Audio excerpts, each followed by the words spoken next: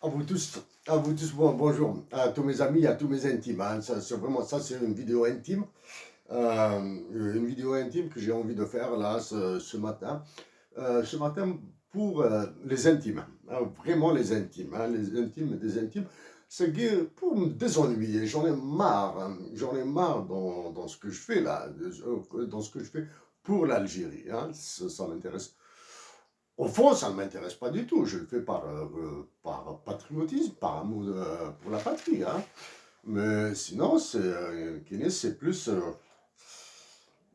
la mathématique et l'économie pure qui m'intéressent, hein, même si l'économie, c'est de la connerie, hein. C'est de la connerie, mais c'est une passion avec le droit. Donc, je vais vous faire un topo sur les livres, c'est-à-dire, وقبل مسلايغه في الحاجه قبل مسلايغه في الحاجه قبل ما نهضر على حاجه sur l'économie ولا les relations internationales ولا quand je me sens coincé, quand je n'arrive pas à identifier, quand j'ai des difficultés à identifier les causes, les raisons et les conséquences, surtout sur le moyen et long terme, hein. Le très court terme ne m'intéresse que très peu. Donc, je vais vous faire un topo sur les livres et quelques recommandations. Recommandations de lecture, hein, de lecture. Ici, j'ai très peu de livres, hein. Le gros de livres est à Montréal. Est à Montréal. Donc, le premier, c'est le Coran, le Coran Karim. Donc, pour mes prières, Tazalit, hein, pour Tazalit, il y a l'Arcad, donc il faut lire des sourates avant les sourates les plus connues, les plus simples, les plus utilisées. Alhamdulillah, et Qul Huwallahu, et depuis que mon ange m'a recommandé Surat al-Ma'oun, donc j'ai mis 3-4 mois pour l'apprendre par cœur. Par cœur, donc, mais depuis, on va dire comme ça, 3 ans, 4 ans. 3 ans, 4 ans, j'ai trouvé cette technique. J'utilise Nisra. J'utilise Nisra, celle-ci, là, avec un marque-page. Avec cette ficelle-là, des marque-pages. Donc, pour faire mes prières, je commence par le début, Surat al-Baqarah. Surat al-Baqarah jusqu'à la fin. Jusqu'à la fin, je ne sais pas, je n'ai pas compté sérieusement combien mais ça me prend, je pense, environ 2 mois et demi à 3 mois pour terminer le Coran, Karim, hein, le Saint-Coran.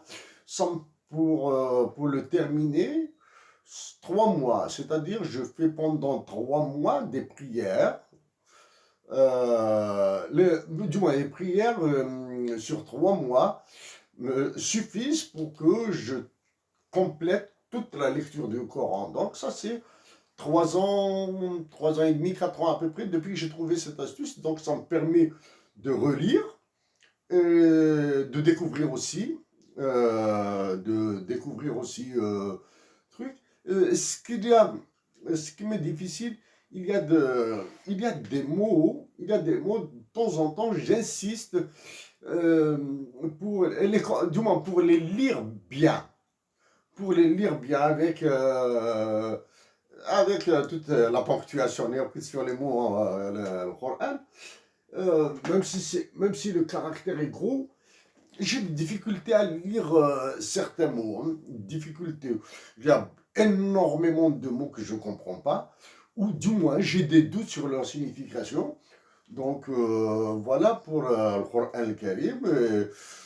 Bien sûr, pour le, peut-être, je dirais comme ça, affectueusement, la sourate la plus importante pour moi, c'est sourate al-Ma'oun, les orphans, the orphans. Donc, quand j'aurai terminé, cette fois-ci j'ai décidé, quand j'aurai terminé avec ça, je ne vais pas faire mes prières avec la version du Coran en anglais, mais je vais la lire. Je vais lire toute cette version que le transport, je ne sais pas quand, mais je vais la lire. Je vais la lire. J'ai lu une version courte de la Bible. Une autre après c'est l'évangile, quelque chose comme ça, parce qu'il y a des écoles, ça dépend des sources, ce que j'ai remarqué, dans la Bible, point de sanction, ou du moins très peu de sanctions. Mais dans le Coran, les sanctions et les récompenses vont d'un extrême à l'autre. C'est-à-dire pour moi, je pense que, étant donné que les juifs et les chrétiens ont fait pas mal de conneries, donc le Coran, il a averti les humains. J'ai fait la Torah pour les juifs, euh, elle était modeste, gentille, etc. J'ai fait l'évangile et la Bible pour les chrétiens. J'ai forcé un petit peu. Là, pour le reste de l'humanité, du moins, pour l'après. Pour l'après, je veux dire que Dieu nous a dit ce qu'il nous fera réellement là. Hein. Oh, imaginez les sanctions, les récompenses, la félicité, le firdaus, etc. Ça c'est très beau, mais pour les récompenses, pour les sanctions, ouais, elles font vraiment peur. Donc voilà pour le Coran. Récemment, qu'est-ce que j'ai eu? Je suis sûr et certain. Euh, c'est à l'est d'Éden, à l'est de East of Eden. John Steinbeck, bon, c'est un gros. Je suis sûr et certain qu'il va passer à la trappe. Ça m'étonnerait que je puisse le caser quelque part. Hein. Ça, c'est Anna Karenina, Léo Tolstoï. Hein. Tolstoï, bon, c'est des livres, c'est en anglais, mais ça fait très très très longtemps, je les ai eus en format de poche en Algérie. Bon, peut-être que je vais les envoyer en Algérie. Celui-là,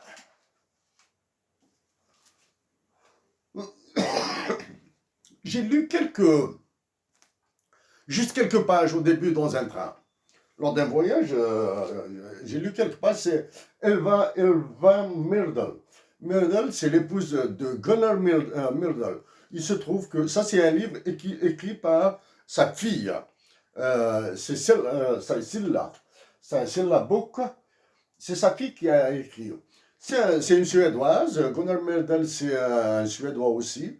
Donc, Gunnar Myrdal, bon, j'ai une idée, j'ai oublié, mais il suffit que je jette un coup d'œil sur les notes pour trouver un petit peu ce qu'il a développé comme théorie économique. Les deux sont des Nobel. Gunnar Myrdal, c'est un Nobel en économie, Tegui, c'est un Nobel de la paix, etc. Les pages, c'est un livre plutôt de l'histoire de la famille écrit par la fille de Gunnar Myrdal et Elve Myrdal. Donc, c'est très intéressant. Ça, j'ai lu, bon, c'est quasiment une histoire de la famille.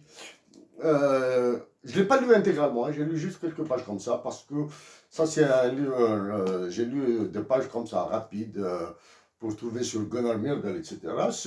Oui, ce que ce que j'ai voulu trouver, je l'ai trouvé.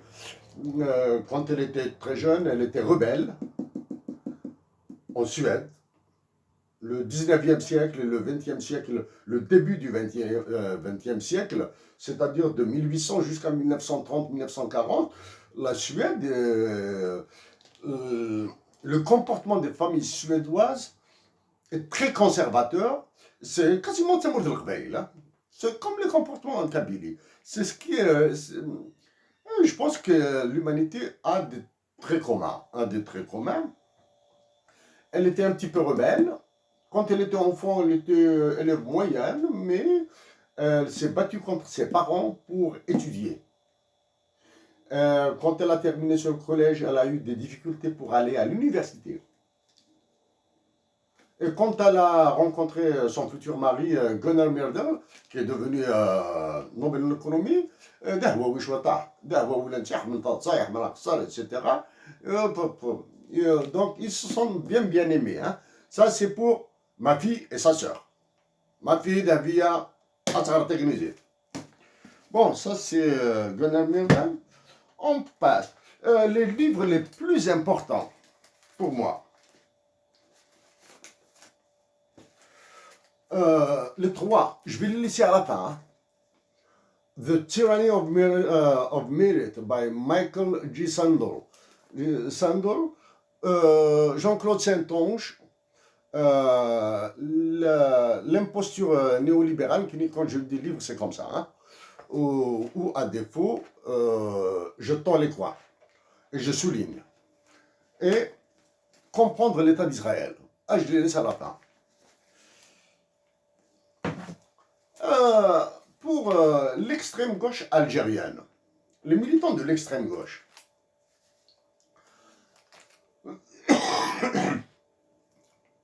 un excellent livre, excellent. Ricardo Petrella, pour une nouvelle narration du monde, ça parle d'économie, hein, ça parle beaucoup d'économie et des relations internationales. Donc je vous dis, je vous lis un petit peu ce qui est dit sur Ricardo Petrella. Ricardo Petrella est économiste, politologue et professeur émérite à l'Université catholique de Louvain en Belgique. Il est cofondateur du groupe de Lisbonne et secrétaire général du Comité international pour le contrat mondial de l'eau. Auteur de nombreux essais, il a notamment publié Désir d'humanité, le droit de rêver et l'eau, Respublica ou marchandise. L'eau, est-ce une chose publique, un bien public ou une marchandise? Donc, aux éditions La Dispute. Donc, Ricardo Petrella, il appelle le capitalisme la théologie universelle capitaliste. C'est un livre somptueux. D'ailleurs, attends, j'en ai mis beaucoup de trucs comme ça. Excellent livre pour les militants de l'extrême gauche. L'extrême gauche. Très intéressant. Bon, pour moi, il est dans le généralisme. C'est-à-dire, bon, par exemple, Mahmoud Rachdi, hein, Mahmoud, Kamal Aïssat, mes amis de l'extrême gauche algérienne, mes amis, c'est des garçons que j'apprécie beaucoup, de l'extrême gauche. Vous pouvez le lire, vous pouvez l'acheter, il coûte combien? Il n'y a pas de prix ici. Il n'y a pas de prix, je ne sais pas, je n'ai aucune idée sur le prix. Essayez de vous trouver ça. Ricardo Petrella, pour une nouvelle narration du monde. Il est de quelle année? L'édition. L'édition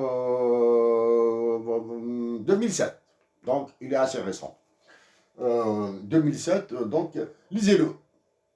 Vous aurez de la mitrailleuse. Hein. C'est un livre mitrailleuse. Vous pouvez utiliser les arguments, ils sont faciles, ils sont accessibles à tout le monde, c'est-à-dire y compris le Chab al-Basset. Hein.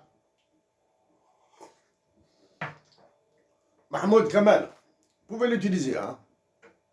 Vous devez le lire. Mais les arguments ne laissent pas avec moi. Hein. Pas avec moi. Un livre. Ça, c'est rapide, hein, je n'ai pas à vous dire. C'est Fixed Income Mathematics, hein. Analytical and Statistical Techniques. Ça, c'est la mathématique du diable, utilisée dans les marchés financiers et marchés monétaires. Marché monétaire. Ça, c'est des mathématiques du diable. C'est juste un échantillon, hein. C'est juste un échantillon. Un échantillon.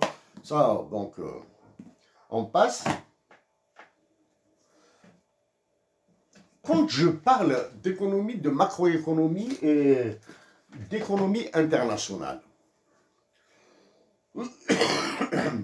ça, c'est un livre américain, Économie internationale, écrit par Paul Krugman, Maurice Obstfeld, et Mark Mills. Krugman, c'est tout le monde qui l'a connu. Vous pouvez le lire sur le New York Times. Il a écrit énormément de livres. C'est un Nobel d'économie. Maurice Obstfeld, il faut vérifier s'il a eu le prix Nobel d'économie parce que c'est l'un des économistes les plus cités, les plus recommandés pour le Nobel en économie. Et Mark Mills, c'est un gars de la finance, hein. C'est un gars spécialiste en économie financière. C'est un livre, bien sûr, c'est un livre universitaire, hein, c'est-à-dire c'est un livre de pédagogie. C'est-à-dire c'est le livre qu'on utilise à l'Université de Montréal, et mes étudiants, élèves. Et mes d'INA, il coûte 92 $. Donc j'attends la fin de l'année pour voir s'il y a la nouvelle édition en anglais. Parce que ça, c'est une édition en français, la traduction en français. L'édition en anglais, ça va. Parce que le temps, hein, le temps de la traduction, il me gêne beaucoup. Hein. Il y a des moments où c'est la formulation française condescendante et méprisante que certains passages. Et il y a deux erreurs. Les deux erreurs, je les ai trouvées, hein, je les ai signalées. C'est dans l'histoire de la cotation des monnaies au certain et à l'incertain. Il faut vraiment le lire de taille. En tant qu'élève, on ne lit pas ce genre de livre. Hein. On le lit rapidement. On lit rapidement, c'est-à-dire ce qu'a dit le professeur, ce qu'a dit l'enseignant, on essaie de voir rapidement ce qui a été dit ici. On ne lit pas tout, on ne lit pas cette brique là. On ne lit pas cette brique. Bon, vous allez me dire que j'insiste souvent sur la monnaie, sur la valeur du dinar. La monnaie la plus criminelle au monde, le dinar algérien. 360, ça c'est normalement c'est Mark Mills qui a écrit ça. Hein, c'est la partie écrite par Mark Mills. Hein. Sur le dinar est une monnaie inconvertible. On dit inconvertible, non échangeable. Ça dépend. Non convertible, non échangeable, inconvertible, etc. L'inconvertibilité d'une monnaie, ça c'est un adjectif qui me dérange un peu. Hein. Je l'accepte, il me dérange. Non convertible. Inconvertible parce que tu dois la convertibilité qu'ils aient, hein, avec le nouveau gouverneur de la Banque d'Algérie qu'ils vont vous installer hein, à chambre à gaz. Hein. Je vous le dis. Ça, j'évite de le dire. Hein, les contrats non. Les contrats forwards non délivrables. Contrat, on le comprend. Forward, c'est après. Non délivrable. C'est-à-dire qu'on ne peut garantir à 100% entre deux personnes, entre deux États, deux personnes physiques ou morales. Comment se fait le cas? Là, ils ont pris le cas du dollar, du yuan japonais, du yuan, le renminbi chinois. C'est quasiment des paris, de l'horta.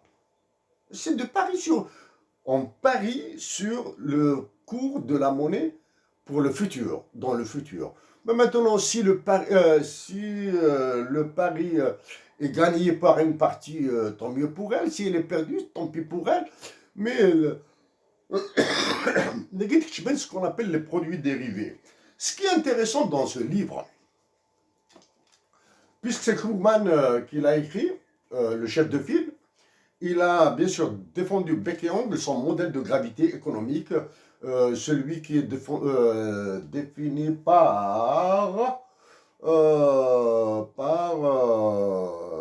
les distances, les PIB, les distances et les PIB à partir de l'équation de physique, hein, de physique, F égale G, l'accélération universelle multipliée par la masse du premier corps, la masse du deuxième corps sur la distance qui les sépare, la distance au carré qui les sépare. Donc il a développé ça. Donc alors il a défendu bec et ongle son modèle, hein, modèle de gravité de données, on appelle ça. Il a défendu bec et ongle alors qu'empiriquement, les résultats sont peu satisfaisants. Pour dire qu'ils n'ont jamais été vérifié réellement, hein, d'un point de vue empirique. Donc, ce qui est bon ici, à chaque fin de chapitre, il donne des encadrés en rouge comme ça, en orange. Il dit ce qui se passe réellement. Est-ce que le modèle est bon? Est-ce que le modèle n'est pas bon? Est-ce que la théorie est conforme à la réalité, etc. Ça, quand je vois ça, c'est une satisfaction immense, immense, parce que c'est les équilibres, c'est le bon Dieu des mathématiques. L'un des prophètes de la mathématique, c'est John Nash Jr., qui est là. Donc, avant de parler, généralement, je jette un coup d'œil sur ça. Hein. Bon, quand il y a un truc qui m'échappe, hein.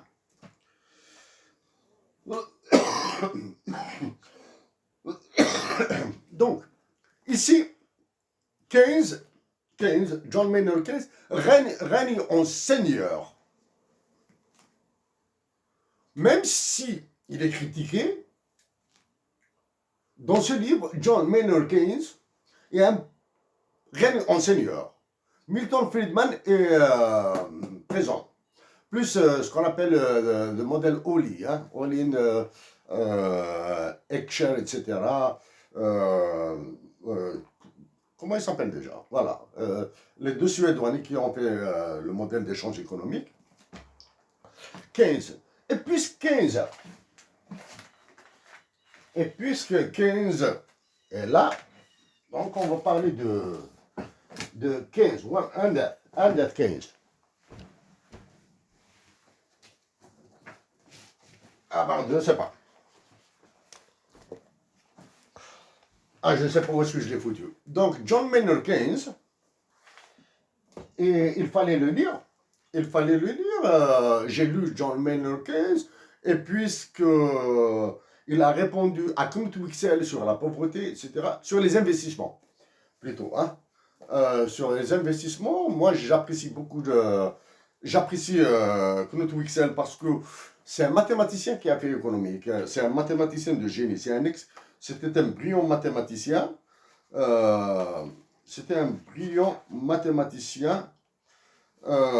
qui a versé dans l'économie, sauf que Wicksell, Knut Wicksell, c'est suédois, il était alcoolique, hein. Alcoolique et un peu clochard, un peu voyou sur les bords. Alcoolique, il l'était. Clochard, il l'était. Voyou, bon, il a fait quelques bêtises qui lui ont valu de la prison. Il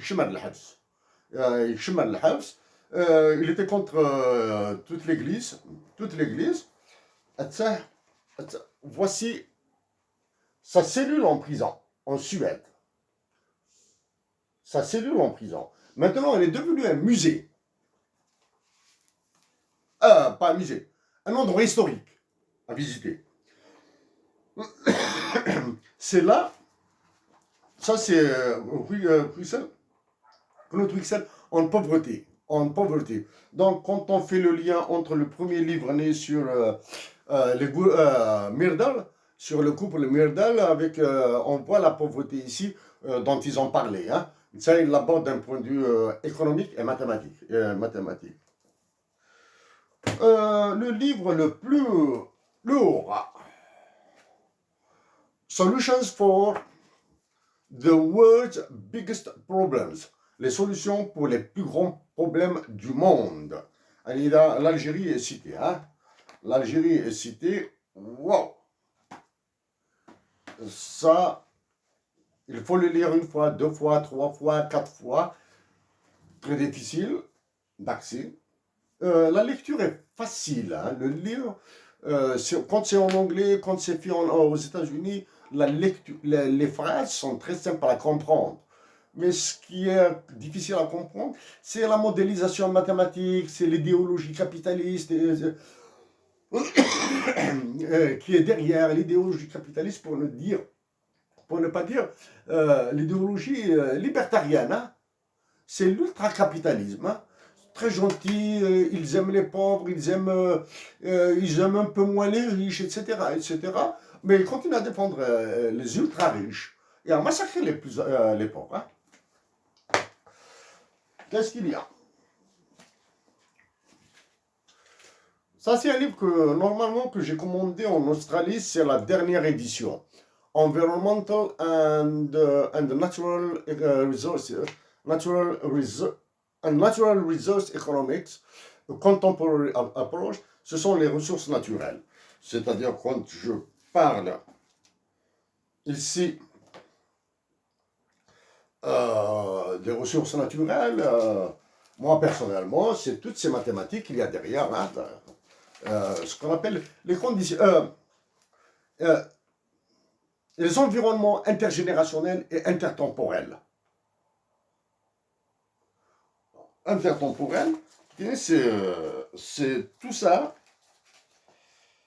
euh, c'est tout ça qui est dans mon esprit, hein, parce que je pense que je l'ai lu 2 ou 3 fois.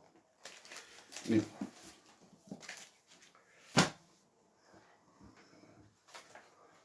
ça, c'est le fils des saints de saints. C'est une production de saints de saints.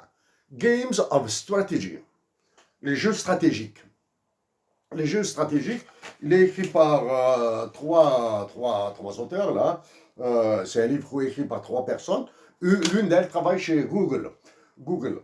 الدخل الدخل c'est des mathématiques, c'est beaucoup de mathématiques. Ça fait d'écouter les gouttes pour qu'il y ait دخل. C'est beaucoup de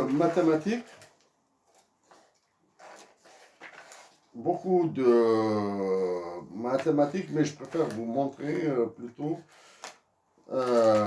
quelque chose d'un peu débile là.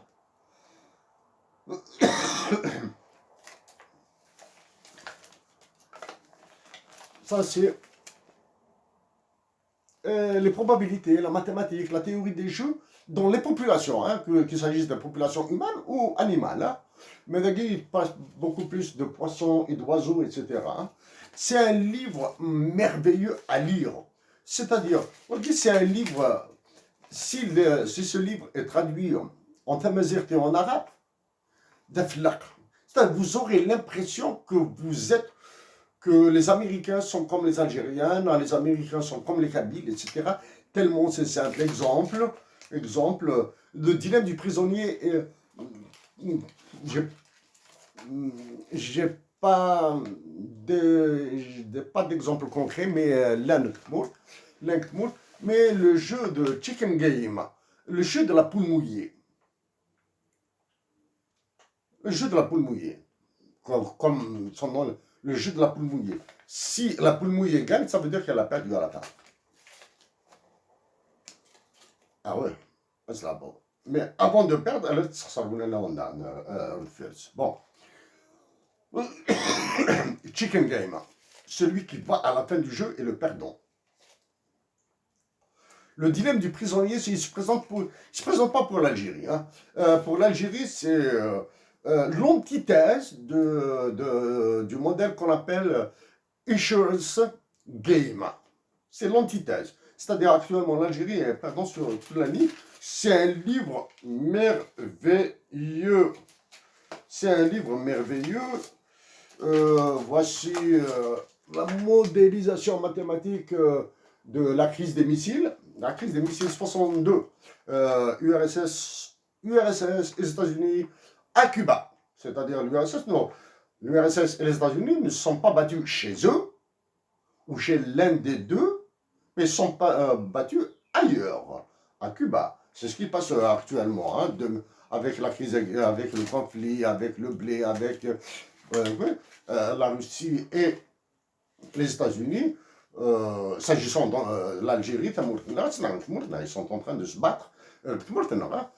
C'est-à-dire les conséquences, elles seront vécues en Algérie. Bon, parce qu'en Ukraine, la solution sera trouvée. Voici le livre écrit par Stephen Hawking.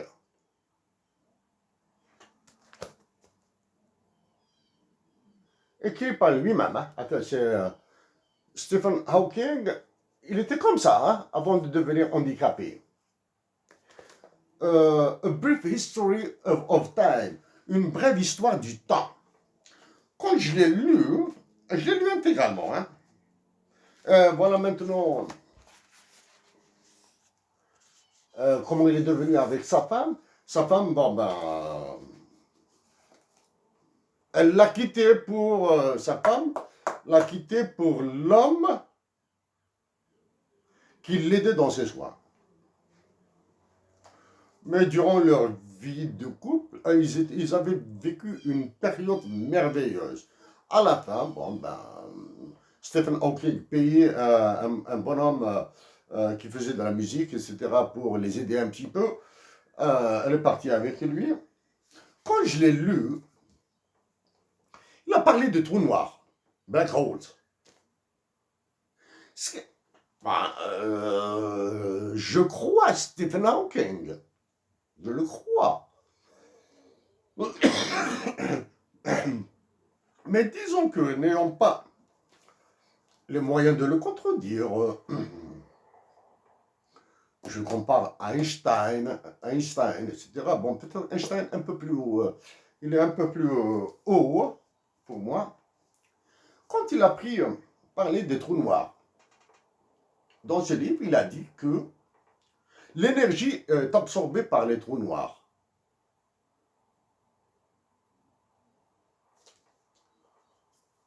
C'est-à-dire, tout objet qui rentre à l'intérieur d'un trou noir disparaît à jamais. Ça, je refuse de le croire. Je refuse de le croire. Et je l'ai dit dans le livre que j'ai écrit en anglais, The One, The Last One. Je l'ai dit. Ah, pour moi, il y a un phénomène qui fait ressortir cette énergie autrement ou dans une autre forme vers le milieu interstellaire autre que les trous noirs.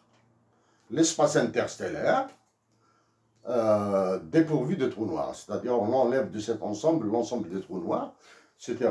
Donc, je l'ai dit, hein, je refuse de croire. Du moins, difficile discussion. Maintenant, on vient au dernier livre.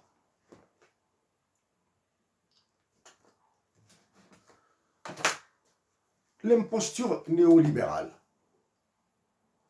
Jean-Claude Saintonge est un Canadien. Canadien est professeur de philosophie à la retraite et docteur en socio-économie. Hyper réputé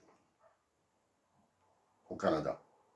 J'ai lu d'autres livres de c'est un marxiste jusqu'au bout des ongles. C'est un marxiste jusqu'au bout des ongles. Hein. C'est-à-dire, même le dernier atome de son sang est marxiste. Le lire est une recommandation extraordinaire. Comme tous les Américains, cette première partie, c'est empirique, c'est-à-dire on décrit, on donne des exemples sur ce qui se passe actuellement dans le monde. Et la deuxième partie, elle est philosophique. Elle est philosophique. Il l'a démontée en pièces. Friedrich Hayek, c'est un Autrichien, Nobel d'économie. C'est un libertarien de premier choix. Il a démoli Friedman, je déteste cordialement Hayek pour un théorème. Sur un marché, le théorème dit l'équilibre des marchés, il dit sur un marché, si n-1 marchés sont en équilibre, alors tous les marchés sont en équilibre. Ça, c'est le théorème qui du moins, je le rejette. Ah. Têtu comme une mule. Hein. Et donc, Jean-Claude Saintonge a parlé brièvement de l'utilitarisme. Il a parlé du mérite. le mérite des uns et des autres. D'une manière radicalement différente, alors que The Tyranny of Merit de Sandal, que j'ai acheté récemment, est fabuleux. Comme l'autre, comme le premier. La première partie, elle est empirique, c'est l'observation, c'est l'expérience. La deuxième partie, c'est de la philosophie. C'est de la philosophie. C'est un livre à lire, si vous pouvez le trouver. Hein. C'est un livre merveilleux, merveilleux. Et, il explique un petit peu pourquoi le sous-développement en art, etc. C'est-à-dire en comprenant ce qu'il dit. Ce qu'il a fait ici, il a défendu John Rawls contre Nozick. La même chose ici.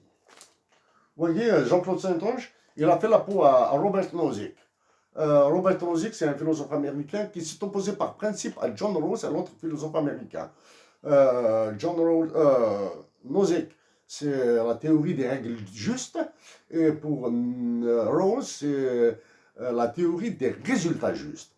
Donc, il a pris, les deux ont pris le côté de John Rawls. Hein. John Rawls, à la base, à l'origine, il était destiné à des études religieuses. Pasteur. Pasteur, ensuite il va à l'université, il a révolutionné la philosophie de la justice sociale. Donc, Rawls est un social libéral, est un libéral social plutôt. Hein. C'est pas un social libéral, un libéral social. Lui, c'est lui qui a amélioré la théorie de l'utilitarisme de John Stuart Mill. John Stuart Mill, l'une de ses plus grandes réputations, c'est l'utilitarisme, c'est la version de l'utilitarisme comparée à celle de Jeremy Bentham.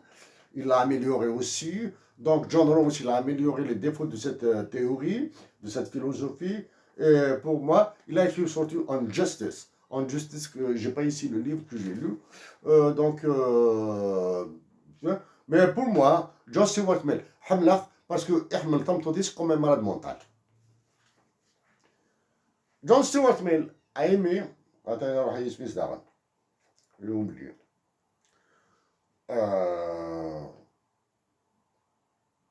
The dawn of my life is gone. Quelque chose comme ça. Aria Taylor. Aria Taylor, de John Stuart Mill. Bon, il dit comme ça, c'est comme un malade mental. Il y a vite. Mais, John Stuart Mill, je te le dis, là où tu es encore petit comparé à moi. Avec ma colombe, avec ma jarre, avec mon diamant, avec mon obol. Ça, j'évite de vous parler, c'est le progressisme. Le progressivisme, c'est un peu les progressistes, etc. Bon, je ne sais pas, l'immigration, etc. Mais c'est toujours est-il bon à lire.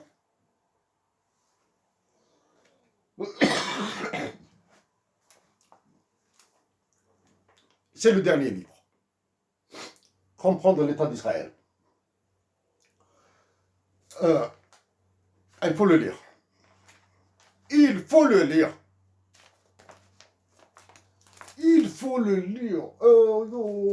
Il fait la synthèse entre les Écritures saintes, c'est-à-dire qu'il s'agisse de la Torah, des évangiles, de la Bible, du Coran, le Coran un peu, mais c'est somptueux.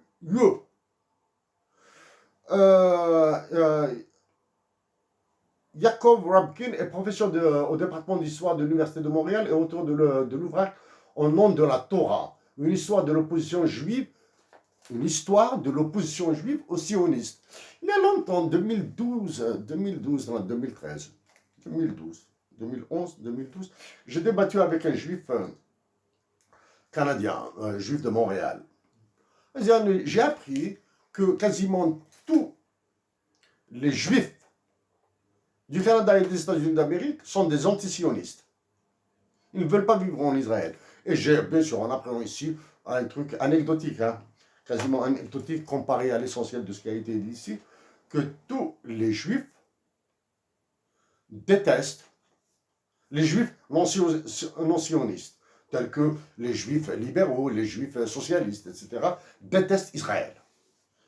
Ah oui, ils défendent Israël, mais ils ne vivent jamais là-bas. Donc, ici c'est Morthéo. Avec tout mon cœur pour vous, il fait attention à toi. حاضر ماني مع زوزو سقسي مليح مليح عفوت تمام. سلامة دسة سلامة دسة vers la fin août, début septembre, en fonction de et de. Toute mon amitié pour vous tous.